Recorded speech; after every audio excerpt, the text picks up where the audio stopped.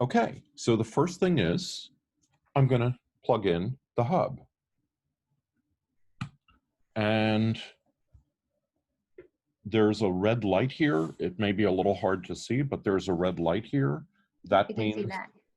yeah, a little hard to see, right? Yep, I can see it faintly, but that Okay. means it's booting up. That means the hub is booting, right? So that's the first part of the process is we're going to boot up the hub.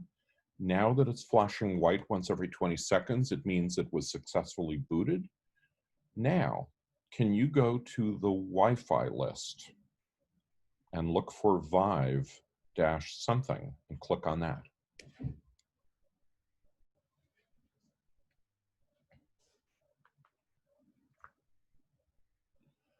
Okay, hopefully we have successfully connected to the hub. Now can you pull up a browser, a Safari browser window? All right, now can you type in 192.168.3.1? And that's bringing us directly to the wireless gateway. Huh, not yet, it's not. Want to try it again? Yeah.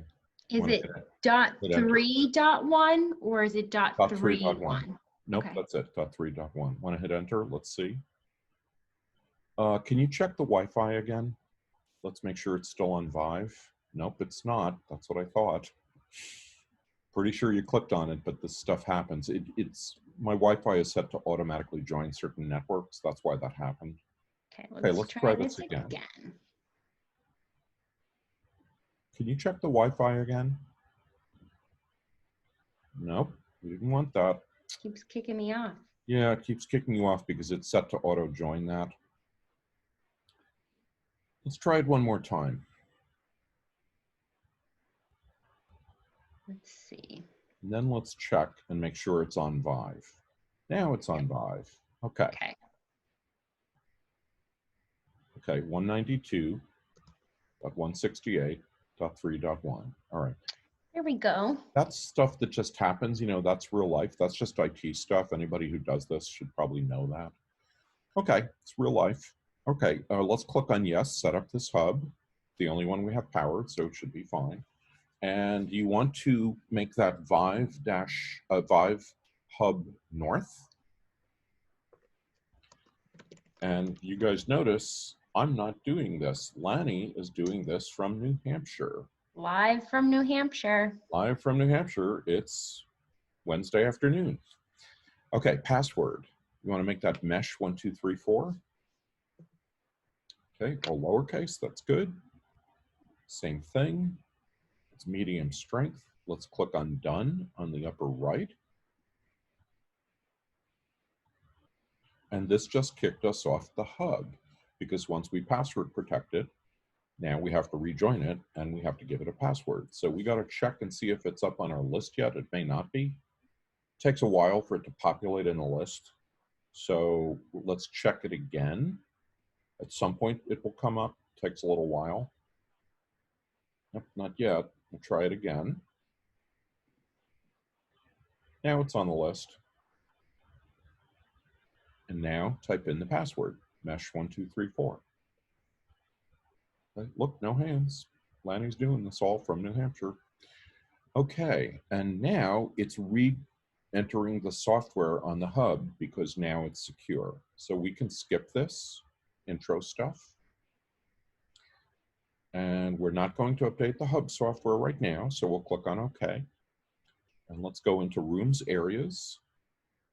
And we'll skip this introductory stuff. This is all great stuff, but we know what we're doing.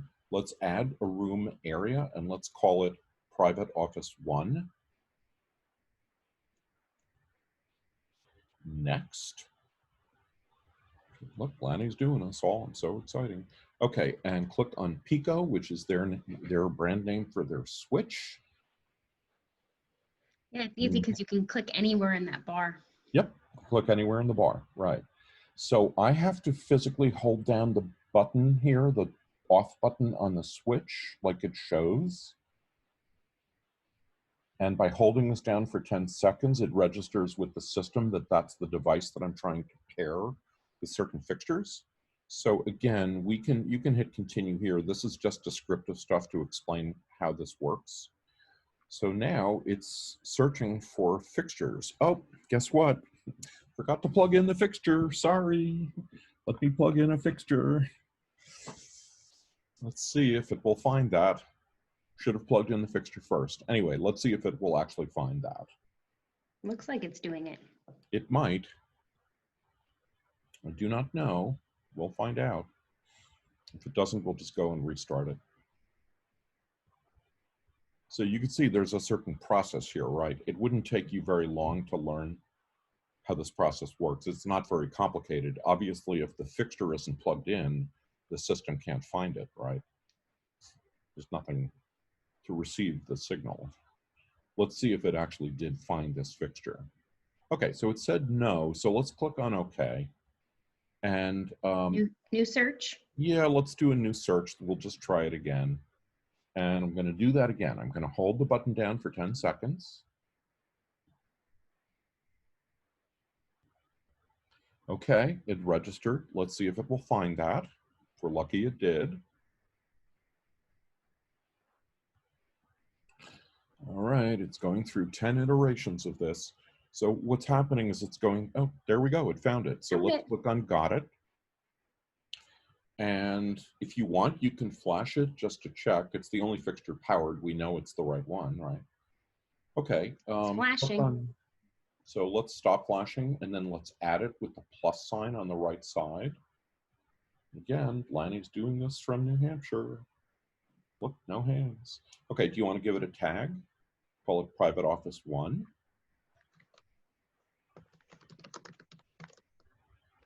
Add. Great. Let's click on Next on the upper right. And now let's go to the favorite button, and why don't we make that 10%?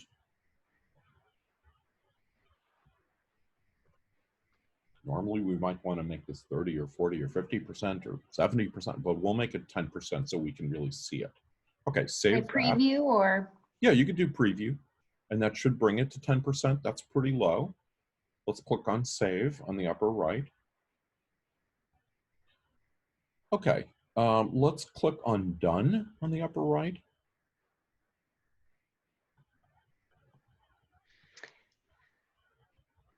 And now we have some options to set some variables. So let's go to occupancy and make that, so under programming, let's click on lights and let's make it a vacancy sensor only.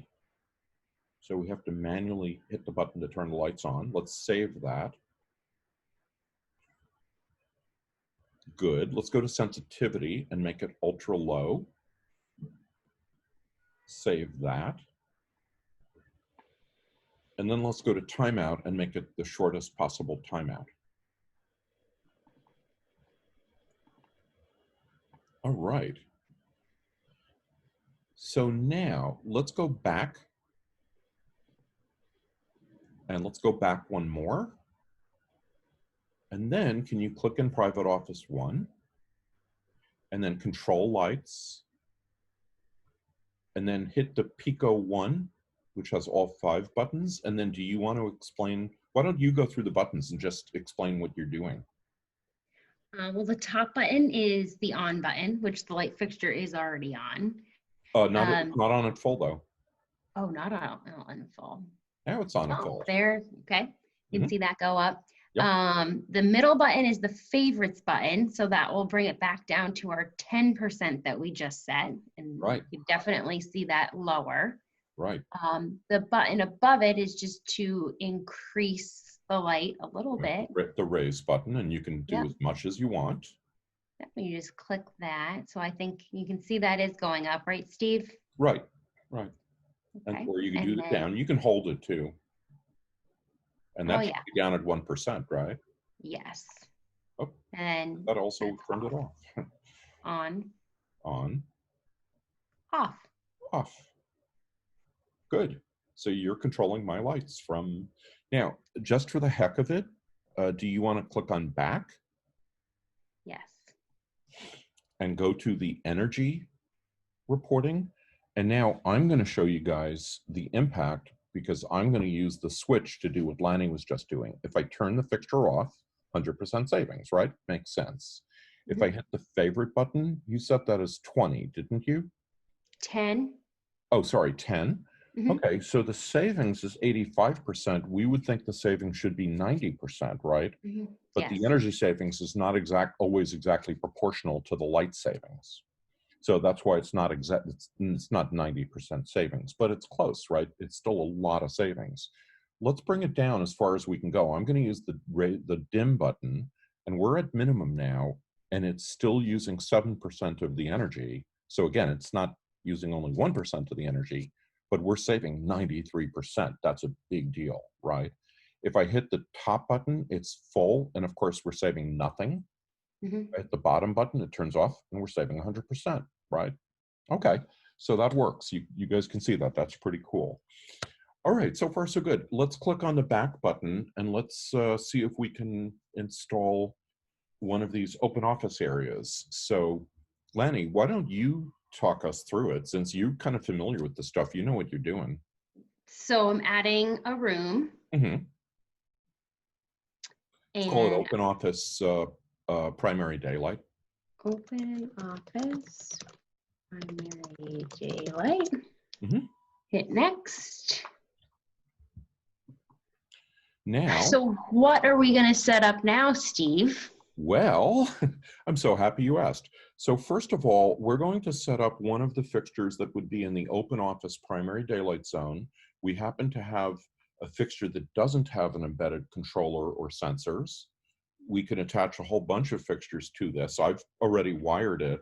And what I'm going to do is I'm going to power it up, right? Okay. So remember, we have to power it because otherwise the system can't find it. And you can see the light went on, right? So now let's do a Pico, and we're going to attach a switch to that. Okay. Go ahead. And I'm going to take the appropriate switch here in my bank of switches, and I'm going to hold that down like I did before. It's a different switch. Okay, there we go. It registered. And now the system's going to search for more wireless fixtures. So we only have 2 that are powered. And it looks like it's probably this one, but let's flash it and make sure. Eureka, we found it. All right, go ahead. So keep going, and you can explain what you're doing. So first I'm going, well, I'll add it because that is the correct one. Yep, and then I'm also going to tag it so we can identify it later. Open office primary daylight. And I'll add that. So now that it's tagged and added, we can click next. Yep. And what should I set the wattage to on this? So I have a meter here that I've used to check the wattage, and I found that at full output, it's 55 watts. Okay. So the reason we need this is because that particular device doesn't have integral metering in it. The other one did, but this one doesn't. So I had to actually determine that because we need to know what the usage is at max output for the right baseline. So since I know it's 55, so go ahead and type in 55. Yep, got it in there. Great. Hit next. Hit next. And now, let's stay with all this stuff and let's click on done, and then we're going to add a photo sensor.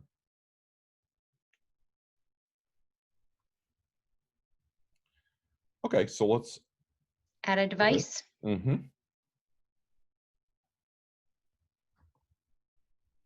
Daylight sensor, right? Yep. Okay. So you'll have to hit the button on the daylight sensor. Here we go. I'm going to hold this a little closer so you guys can see it. So here we go. And I'm holding the appropriate button on this. And you notice that flashing on the device. It registered. Also indicates that it's registered. So, looks good. You think that's the right fixture? We've tagged it so we know, right? It says open office primary daylight. Yep. So that's a That's a reason to tag it. It just shows you why it's important to be methodical about this. Added. Good. It's our row 1. That's fine. It should say primary daylight. It's not the way they wrote their software. Okay, click on next. Good. I think we're good so far. You want to click on done. Okay, so we have the switch and we have the photo sensor. Now, we can set various options on the top. You can see tuning and daylighting. Let's not bother with that for now. Let's click on back. And let's click on Open Office Primary Daylight. And why don't you open up the energy savings? And I'm going to test this. I'm going to put the photo sensor into a test mode. And there's a light on there that's telling me I've put it into a test mode. And I'm going to actually shine a light directly at the photo sensor, and let's see what happens. I just turned the fixture off for 100% savings. If I turn my light off and I cover the sensor, the light comes back on, and since I've covered the photo sensor, the light's probably at full. The current savings is still saying 100% because there's some sort of lag in the system. So that's just a little quirk of the system. And remember, it's wireless, so we don't know why there's lag here and there, but you know, none of this is an emergency, right? Is it because it has to go through the daylight sensor? I don't actually know technically why. There's a reason why it doesn't always immediately register, but for some reason it doesn't. I just don't know the exact reason. Let me hold this up to my window over here. And it's not actually direct sunlight. The sun's not actually hitting this, but it's plenty of light to actually turn the lights completely off, right? Yeah, it's pretty sensitive. Yeah, I can even do it through the shade. Let's see, I've got these blinds, wood blinds, you know, covering this, and the light is still off, right? It just shows you how much light daylight accounts for. That light, the fixture is still off, right? If I cover the photo sensor, light's going to come back on, right? Yep. The current savings thing is clearly there's a lag there that we haven't figured out yet, but that's okay. It's not essential that we know that from minute to minute, right? But again, I'm going to hold this up to my blinds. The blinds are closed. It's not even direct sunlight. And what happened? It was off and it just came back on. Okay, I'm going to hold it up to the open portion of the window. Let's see what happens. It's shutting off. That's enough light, even though it's not direct sunlight. Okay. And it went, yep. So what's happening here is that depending on where I'm holding it and how much light is hitting it, and what's incident on the photo sensor, it's changing how much light is actually coming out of the fixture. Can you see that it's very low? Yes. Then it just shut off again. Going off. So it doesn't take a lot of daylight to dim interior fixtures, and that's a really amazing thing. That's something that most people have never seen. That's a very valuable feature of these systems, and it's very easy to set up. You can see it's no big deal, and it really works, right? So, okay, so far so good. I think that's probably a fair amount for now. Is there anything, Lanny, that you want to see or show people that we didn't see? No, I just think it was very easy to do. All the buttons are easy to click, and you can kind of immediately see the responses from the lights, and it's just very cool. And you did all of that from your place. So all I had to do was physically hold down the button on the switch. That's literally the only thing I had to do here, right? This is all stuff that can be done. We could do this in Singapore, right? It can be done anywhere. Exactly. So, okay, I'm gonna stop the recording, and then this will end up saving and we leave, right? Okay, yeah, that's great. Good. So let me figure out how to stop the recording. I can't figure out how to do that.